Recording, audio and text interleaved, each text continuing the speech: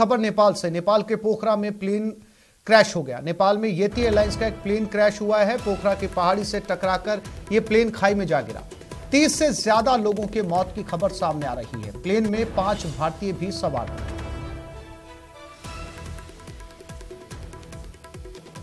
तो इस वक्त की बड़ी खबर, एक विमान क्रैश हुआ है नेपाल के पोखरा में, और ये उस विमान के क्रैश होने के बाद जो आग लगी थी उसकी तस्वीरें और एक वीडियो और भी सामने लगातार सोशल मीडिया पर सामने आ रहा है, जिसमें प्लेन डगमगाता हुआ नीचे खाई की तरफ जा रहा है। क्या खराबी हुई थी, किस कारण से जो है वो ये विमान क्रैश हुआ है, इस पूरे मामले की जांच फिलहाल शुरू होगी। लेकिन उससे पहले जो प्राथमिक जानकारी है उसके मुताबिक ये येती एयरलाइंस का विमान क्रैश कर चुका है। और जो शुरुआती खबर है, जो रेस्क्यू टीम है, वो अब तक 30 लोगों के मौत की पुष्टि कर चुकी है। हालांकि ये आंकड़ा कम या ज्यादा हो सकता है, कुछ समय के बाद जब पूरी तरीके से मलबे को हटा लिया जाएगा। शंकर आनंद हमारे साथ दिल्ली से जुड़ गया, उनसे बात करते हैं। शंकर, बेहद ही दुखद हादसा है नेपाल के पोखरा में, ये क्या जानकारी इस हादसे के बारे में और मरने वालों की तादाद कहां तक पहुंच चुकी है? देखिए, इस वक्त में नेपाल एयरपोर्ट अथॉरिटी के जो हमारे सूत्र हैं वो बता रहे हैं तकरीबन 45 लोगों का जो शव है वो बरामद किया जा चुका है। लेकिन इसकी औपचारिक तौर पर पुष्टि बस थोड़ी देर में की जाएगी 45 शवों को बरामद करने का। और इसके साथ ही अगर हादसे की बात करें तो जिस तरह से हादसा हुआ है, इस मामले पर तमाम जो जांच पड़ताल भी बाद में होगा, लेकिन इतना शुरुआती दौर पर ऐसा लगता है देखने में कि ये तकनीकी रूप से कुछ खामियां आई थी, जिसकी वजह से ये विमान कई राउंड जो है वो ठीक लैंड होने के पहले कई राउंड जो है ये हिलकोरे जो है वो खाने लगती है, उसके बाद आके ये विमान हादसा होता है। और ये इस विमान की अगर बात करें तो इसमें तमाम जो लोगों की अगर डिटेल की बात करें तो जो 53 यात्री नेपाली थे, 53 लोग नेपाली थे, 5 भारतीय हैं, 4 रूस के रहने वाले नागरिक इसमें सवार थे। इसके साथ ही 2 कोरियन थे और 1 अर्जेंटीना का नागरिक भी है और 1 फ्रेंच यानी कि फ्रांस का रहने वाला जो नागरिक है वो भी इस विमान में यात्रा कर रहा था। तो एक तरह से कहा जा सकता है कि कुल जो यात्री हैं अलग अलग देशों के, उसकी एक लिस्ट जो है वो तैयार की जा रही है। शंकर, हालांकि कुछ ही देर में सामने आ जाएगा कि जो है वो कुल कितने लोगों की मौत यहां पर हुई है, और बहुत दर्दनाक है। अलग अलग देशों के लोग इसमें शामिल थे, 5 भारतीय भी इसमें बताए जा रहे हैं। हालांकि उन 5 भारतीयों की शिनाख्त होना भी अभी बाकी है। भारत के किस शहर से ताल्लुक रखते थे, कहां के रहने वाले थे, वो जानकारी भी अभी सामने आना बाकी है। शंकर, क्या ये पता चल पाया है कि इस विमान में कुल कितने लोग सवार थे?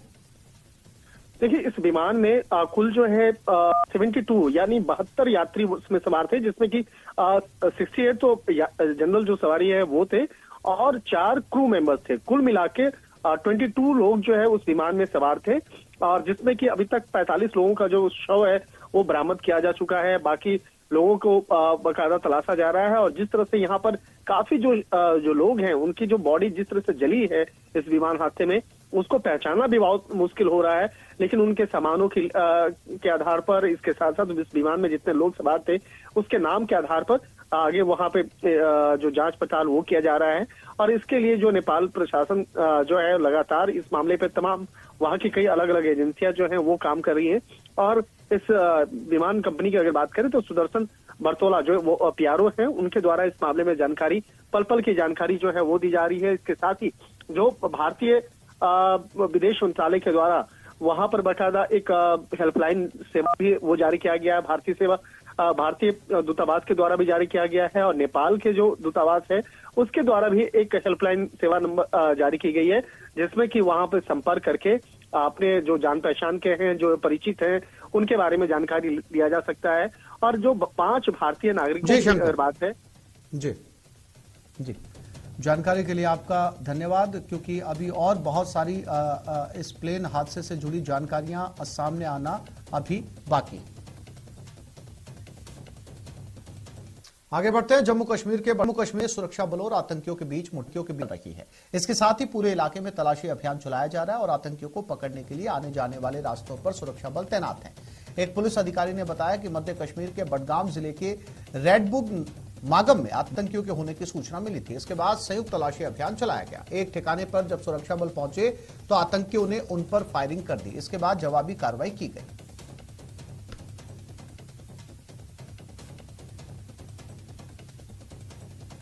प्रधानमंत्री नरेंद्र मोदी ने आज मकर संक्रांति के मौके पर देश को 8वें वंदे भारत एक्सप्रेस की सौगात दी है। पीएम कार्यक्रम में वर्चुअली जुड़े और ट्रेन को हरी झंडी दिखाई।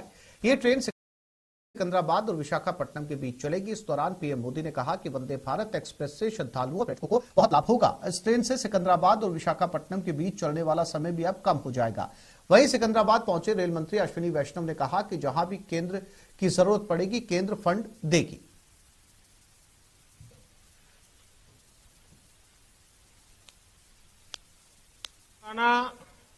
और आंध्र प्रदेश को एक भव्य उपहार मिल रहा है।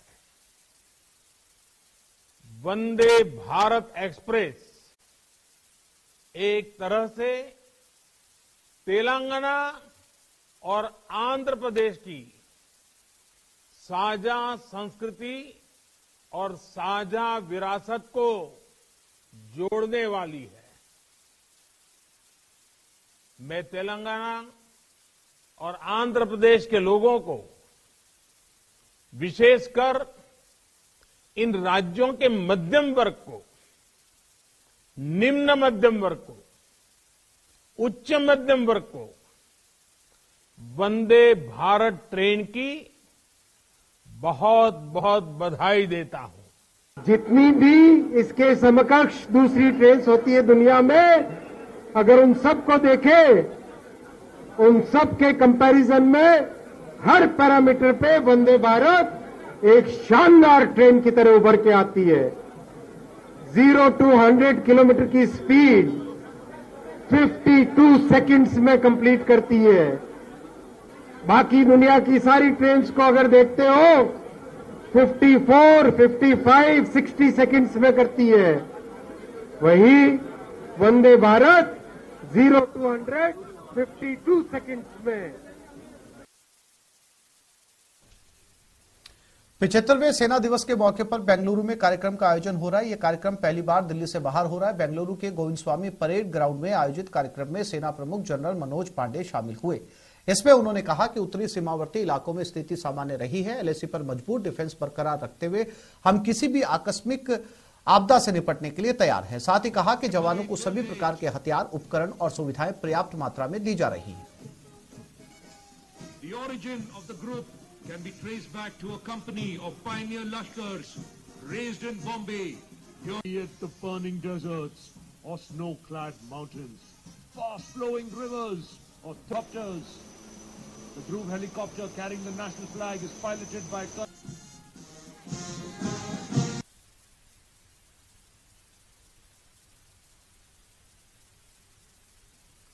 और ये 3 तस्वीरें 75वें सेना दिवस की। सेना प्रमुख जनरल मनोज पांडे इसमें शामिल हुए और ये सेना के करतब आप तस्वीरों के जरिए देख सकते हैं। 75वां सेना दिवस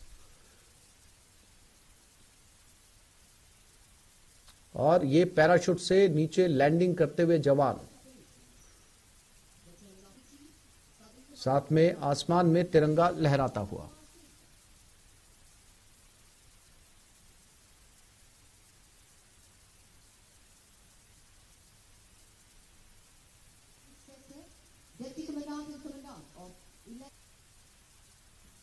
पहला अवसर है जब आर्मी डे परेड और उससे जुड़े अन्य कार्यक्रम राजधानी दिल्ली से बाहर आयोजित किए जा रहे हैं।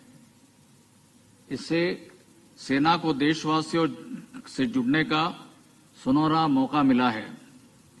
मुझे यकीन है कि इससे हमारे रिश्ते और मजबूत होंगे तथा नागरिकों द्वारा हम पर जताए गए भरोसे को कायम रखने की हमारी प्रतिबद्धता और मजबूत होगी।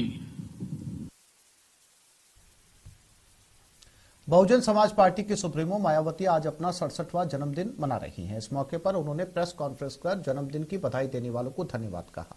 वहीं इस दौरान मायावती ने सरकार पर निशाना साधा, जहां उन्होंने कहा हमारी पार्टी को आगे बढ़ने से रोका जा रहा है। बीएसपी का जनाधार कम नहीं हुआ है। मुझे लगता है ईवीएम में कुछ गड़बड़ी है। वहीं उन्होंने ऐलान किया कि बसपा लोकसभा समेत सभी विधानसभा चुनाव अकेले लड़ेगी, किसी भी पार्टी से गठबंधन नहीं करेगी। तो इस बार भी कोरोना नियमों का पालन करते हुए आज मेरे जन्मदिन को पूरे देश भर में विभिन्न स्तर पर वे अपने महान संतों, गुरुओं एवं महापुरुषों में भी खासकर महात्मा ज्योतिबा फुले, छत्रपति शाहू जी महाराज, नारायणा गुरु, बाबा साहब डॉक्टर भीमराव अंबेडकर एवं मान्यवर श्री कांशीराम जी आदि की मानवतावादी सोच व मूवमेंट को ध्यान में रखकर तथा जिनके बताए हुए रास्तों पर चलकर ही मैंने उनकी सोच व मूवमेंट को आगे बढ़ाने के लिए अपनी जिंदगी भी समर्पित की है। और जयपुर से इस वक्त की बड़ी खबर, सारण के किले पर एक्शन का तीसरा दिन। नकल माफिया भूपेंद्र सारण के किले पर एक्शन। मकान के अवैध हिस्से पर जेडीए का पीला पंजा चल रहा है। जेडीए के प्रवर्तन दस्ते की कार्रवाई जारी है। जेडीए के मुख्य नियंत्रक प्रवर्तन रघुवीर सैनी का बयान, करीब 90% तक कार्रवाई पूरी हो चुकी है। मैनुअल सिस्टम से काम किया जा रहा है ताकि सहारण के पड़ोसियों को नुकसान ना पहुंचे। पेंट हाउस और ऊपर के 2 फ्लोर की छतों को तोड़ा जा रहा है। मकान के आगे का 15 फीट का हिस्सा तोड़ा जा चुका है। घर के 8.3 फीट सेट बैक का हिस्सा भी तोड़ा जा चुका है।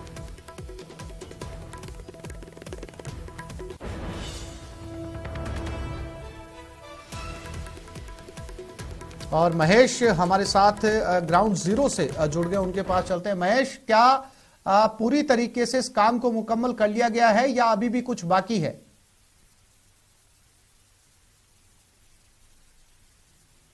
देखिए, 90% से ज्यादा काम यहाँ पर लगभग हो चुका है। जो भूपेंद्र सारण है, जिन्होंने की सीनियर टीचर भर्ती परीक्षा में अभ्यर्थियों के सपनों को खंडित किया था, उनका घर आज खंडर बन करके सामने है। तस्वीरें देखिए, ये जो है भूपेंद्र सारण के मकान का पिछला हिस्सा है, जिसमें कि 8.5 फीट का सेटबैक छोड़ा जाना था, वो नहीं छोड़ा गया था, तो इसको डिमोलिश कर दिया गया है। 8.5 फीट के करीब का जो है वो हिस्सा डिमोलिश हो गया है। और ऊपर में अभी लोखंडा मशीन के जरिए और जो हैमर हैं वो छत को ढहाने का काम कर रहे हैं। क्योंकि कई पिलर जो हैं वो शामिल में हैं, पड़ोसियों की दीवार से चिपके हुए हैं, इस कारण से यहाँ पर जो है पूरी की पूरी तरह से ध्वस्त नहीं किया जा सकता। इस लिहाज से केवल छतों को अब जो है 2 मंजिल की वो तोड़ दिया जाएगा। 8 मीटर की स्वीकृति होती है जेडीए के द्वारा, जिसमें कि G+1 आप निर्माण कर सकते हैं, लेकिन इसमें जो ऊपर का जो भी ये निर्माण रहा हुआ है उसमें किसी तरह की अनुमति और स्वीकृति नहीं थी। उसके बाद में ये निर्माण हुआ था और इसी को आज यहाँ पर ध्वस्त किया जा रहा है। और लगातार जो है यहाँ पर श्रमिक हैं वो काम में जुटे हुए हैं। टेक्निकल टीम जो है वो इसको मॉनिटर कर रही है। अभी कुछ देर के लिए जो है मशीनों को रोका गया क्योंकि लंच का इसमें समय हुआ है। और बाकी आप देखिए, ये जो है जो इस खंडर को आप देख रहे हैं, यहाँ पर कुछ तस्वीरें ऐसी भी यहाँ पर लगी हुई हैं जो कि ये दिखाती हैं कि यहाँ पर भी कुछ स्टूडेंट्स को रोका जाता था, क्योंकि नोट्स चिपके हुए हैं दीवारों पर और यहाँ पर मैप लगे हुए हैं। तो ऐसे में यहाँ पर भी कुछ पढ़ाई चलती थी या फिर यहाँ पे भी नोट्स दिए जाते थे या फिर यहाँ पर पेपर डिस्कस होता था। बहुत सारी चीजें हैं जो कि संभावनाएं हैं जिनको कि हम यहाँ पर देख सकते हैं, क्योंकि ये तो सारी बातें अभी जांच में शामिल हो पाएगी या जांच में सामने आ पाएगी। लेकिन भूपेंद्र सारण जो कि इस पेपर लीक का मास्टरमाइंड कहा जा रहा है, वो इसी मकान से यहाँ पर पूरा अपना नेटवर्क चलाता था, क्योंकि इस मकान के भीतर में कई सारे बेड जो है वो अतिरिक्त लगे हुए थे। तो ऐसे में कई लोगों की आवाजाही यहाँ पर रही होगी और यहाँ पर लगातार लोगों का आना जाना रहा है। ये पड़ोसी भी जो है यहाँ पर कहते हैं कि यहाँ जो नजदीक के लोगों से यहाँ पर पार्किंग को लेकर के आए दिन तू में होती रहती थी। जो भी बाहर के नंबरों की गाड़ियां होती थी वो यहाँ पर पार्क करते थे और यहाँ के जो विकास समिति या जो कॉलोनी के लोग हैं वो ये बताते हैं कि ऐसे में आए दिन यहाँ पर ये जो बातें सामने आती रही है, इस वजह से विवाद भी होते थे। लेकिन आज जो है यहाँ पर कार्रवाई का अंतिम दिन है, तीसरा दिन है। पहले दिन में जब जेडीए ट्रिब्यूनल ने यहाँ पर ये निर्णय दिया था कि जो अवैध हिस्सा है भूपेंद्र सारण और गोपाल सारण के मकान का, उसको तोड़ा जाए, वैध हिस्से को किसी तरह की क्षति नहीं पहुंचे, तो इसी पर काम करते हुए पहले दिन में 2 घंटे की कार्रवाई की गई।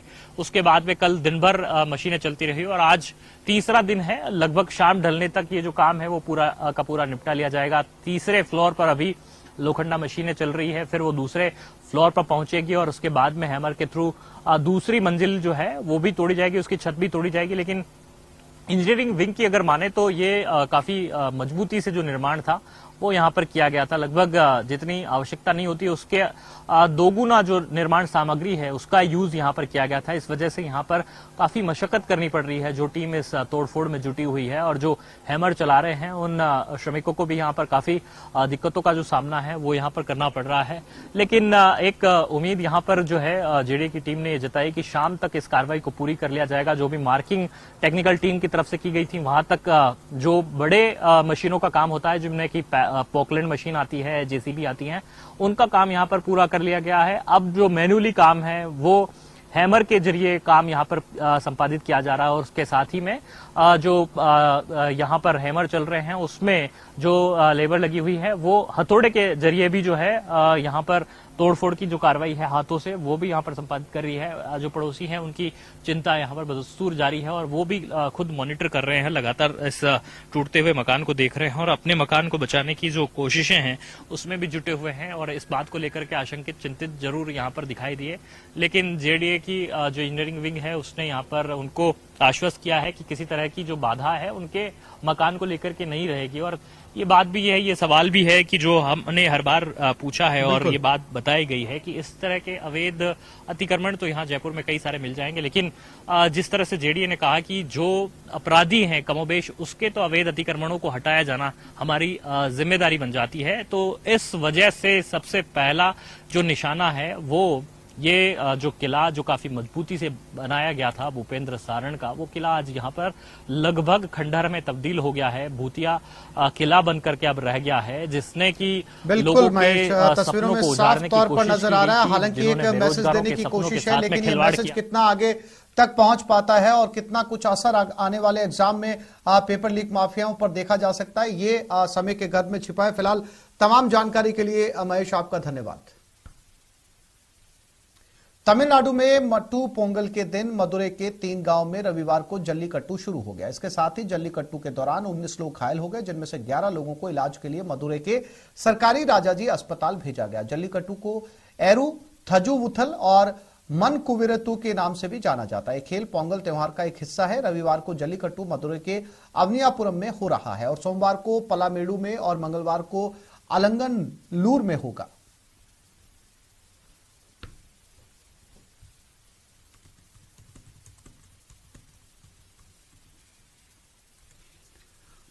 तो ये एक त्योहार है, दक्षिण भारत में खासतौर पे तमिलनाडु में खेला जाता है। इसको जल्लीकट्टू कहा जाता है और इस त्योहार को लेकर कई बार विवाद भी उठे हैं। मामला सुप्रीम कोर्ट तक पहुंचा है। इस त्योहार पर बैन लगाने की भी लगातार कई सामाजिक संगठनों ने मांग की है, लेकिन ये त्योहार जो है वो अब तक मनाया जा रहा है। इसमें एक बेकाबू बैल को जो है वो लोगों के पीछे दौड़ाया जाता है और फिर जब ये बैल जो है वो कईयों को इस दौरान घायल कर देता है और घायल करने के दौरान कई बार लोगों की मौत भी हुई है। इसमें कुछ युवा होते हैं और एक बेकाबू बैल होता है और उसको जो है वो लगातार रोकने की या पकड़ने की कोशिश की जाती है।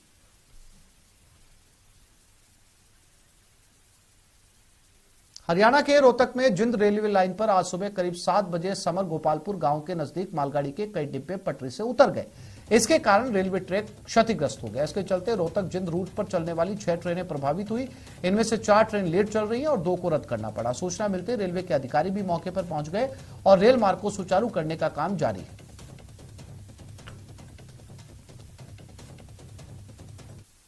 ये आज सुबह 6:45 बजे की घटना है।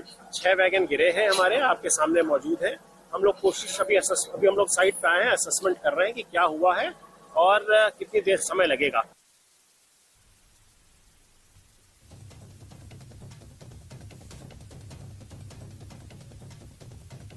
जोशीमठ में चलते प्रदर्शन के बीच आखिरकार होटल मलारी इन और माउंट व्यू को गिराने का काम शुरू हो गया।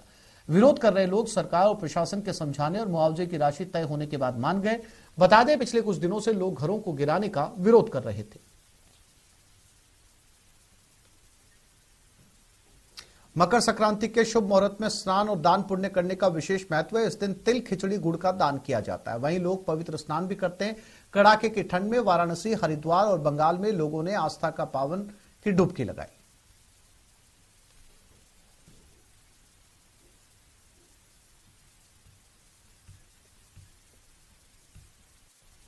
बीकानेर में इंटरनेशनल कैमल फेस्टिवल के दौरान डॉक्टर करणी सिंह स्टेडियम में मिस मरवण और मिस्टर बिकाना प्रतियोगिताएं देसी विदेशी पर्यटकों के विशेष आकर्षण का केंद्र रही। एक ओर जहां पारंपरिक वेशभूषा में सजे धजे रोबिले वीर रस से उत्प्रोत गीतों के साथ कदम ताल करते नजर आए, वहीं नख शिख श्रृंगार के साथ युवतियों ने मिस मरवण प्रतियोगिता में भागीदारी निभाई। प्रतियोगिता में कोमल सिद्ध ने मिस मरवण का खिताब जीता, वहीं रविंद्र जोशी मिस्टर बिकाना चुने गए। इस प्रतियोगिता में बड़ी संख्या में युवक युवतियों ने भाग लिया।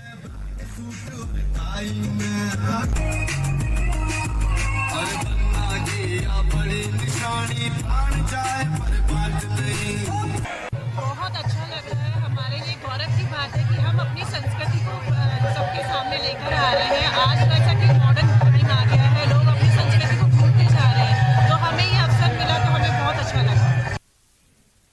सोलेदार में जंग को जीतने का दावा करने वाला रूस अचानक हारी बाजी कैसे जीत रहा है, इसे लेकर जेलेंस्की पूरी तरीके से बौखला गए हैं। सोलेदार पर हमारी खास रिपोर्ट देखिए कि किस तरह इस पूरे युद्ध में सोलेदार की भूमिका अहम है।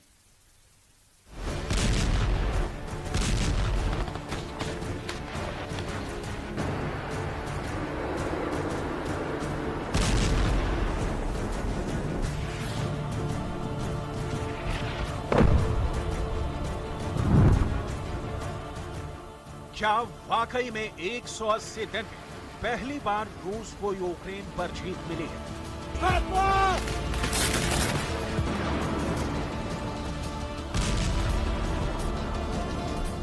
क्या यूक्रेन के सोलेदार में पुतिन को जीत का पहला और सबसे बेशकीमती तोहफा मिला है?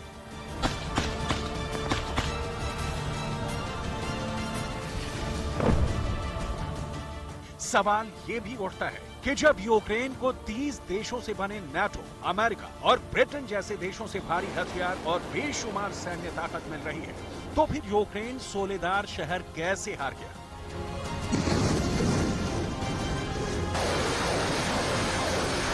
डिफेंस एक्सपर्ट्स ये क्यों कह रहे हैं कि सोलेदार में ज़ेलेंस्की को ऐसा धोखा मिला है जिसकी वजह से अब पुतिन बहुत जल्द पूरे यूक्रेन पर कब्जा कर लेंगे?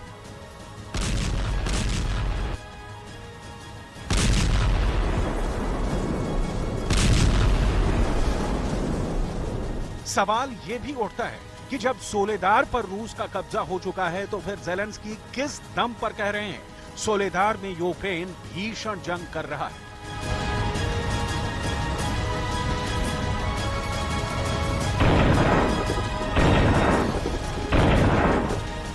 अगर पुतिन सोलेदार के सम्राट बन चुके हैं, तो क्या अब यूक्रेन के वक्त पर रूस कयामत बनकर टूट पड़ेगा?